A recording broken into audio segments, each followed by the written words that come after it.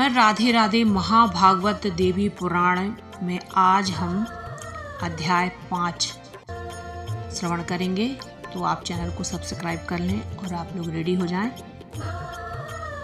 अध्याय 5, इसमें हम क्या पढ़ेंगे, क्या सुनेंगे।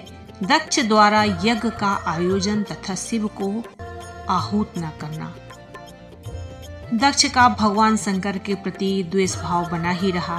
एक बार उन्होंने एक विशाल यज्ञ का आयोजन किया, जिसमें इंद्र आदि प्रधान देवताओं, ब्रह्मा, देवर्षियों, महर्षियों, यक्षों, गंधर्वों, पितरों, दैत्यों, किन्नरों तथा पर्वतों को तो निमंत्रित किया गया, किंतु विद्वेष के कारण शिव तथा उनकी पत्नी सती को नहीं बुलाया।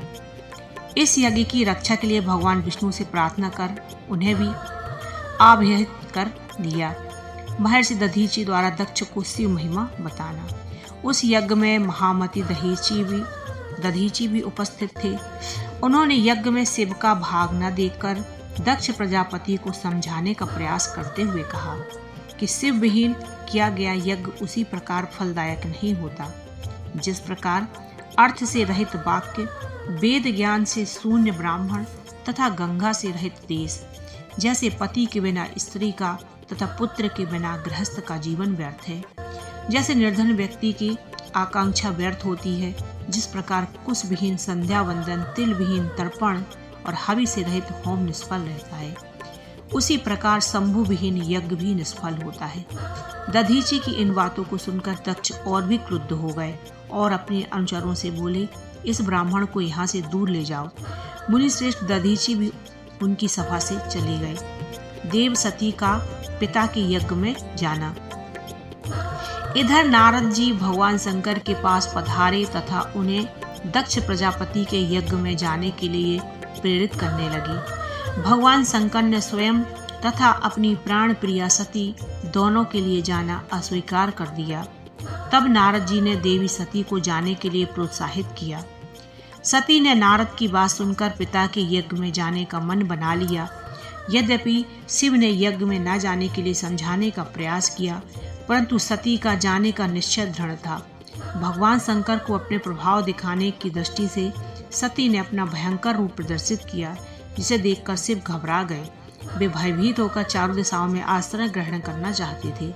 उसी क्षण भगवती जगदम्बा के द्वारा 10 दिशाओं में 10 महाविद्याओं का प्रागट्य हुआ।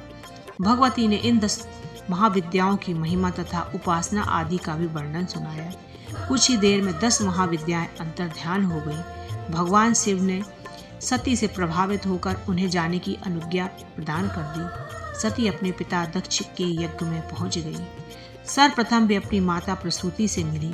माता ने सती का सम्मान किया और स्नेह भरी बातें की।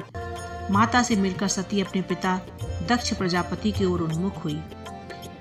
उनके द्वारा अपने पति भगवान शिव की निंदा सुनकर तथा उनका यज्ञ में भाग न देकर वे अत्यंत क्रोधित हो गई और उन्होंने भयंकर रूप धारण कर लिया। वहां उपस्थित सभी देवता और ऋषि भी अत्यंत भयभीत हो गए। छाया सती का प्रागट्य तथा यज्ञाग्नि प्रवेश। भगवती सती ने तत्क्षण एक छाया सती का प्रादुर्भाव किया।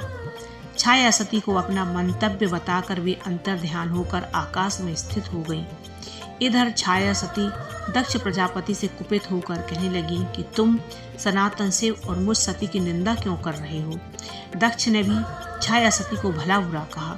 इस प्रकार वाद विवाद बढ़ जाने पर क्रोध से प्रदीप्त नेत्रों वाली छाया सती देवताओं के देखते देखते यज्ञाग्नि में प्रवेश कर गई। उसी क्षण यज्ञ कुंड की अग्नि बुझ गई। यज्ञ मंडप मात्र आधे ही क्षण में शमशान के रूप में परिणत हो गया। राधे राधे। दुर्गा मैया की जय। और आप ऐसे ही चैनल पर बने रहें और महाभागवत देवी पुराण आप सुनते रहें।